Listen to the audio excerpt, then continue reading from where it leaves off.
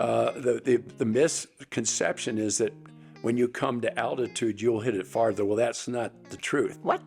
When I got here in the early 70s, my understanding is there was one 18-hole golf course between Vail and Salt Lake City. As well, they actually paid me to play with people out there when. They did? Yes, they did. So you were sort of a hooker? Oh, well, a golf hooker. Oh, yeah, I am. I used to hook the ball. I know you did. I remember that. We had a ski golf championship. Actually, with skiing in the morning, golf in the afternoon. The next day was skiing in the morning and a tennis tournament in the afternoon. Oh, yeah, that's right. I remember that.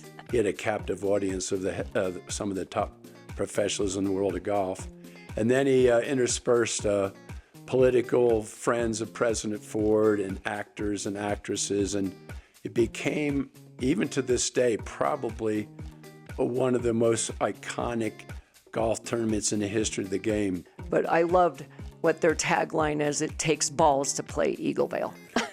The moniker there was Vail's Private Address. It was obviously the first private golf club in the Vail Valley, and it was an instant success. To begin the tournament, it was mandatory to have a couple of shots of alcohol before we even took off. It would be fun. You'd be laughing the whole way down. Fun while we're out there. Can I be the caddy? Yes, you can.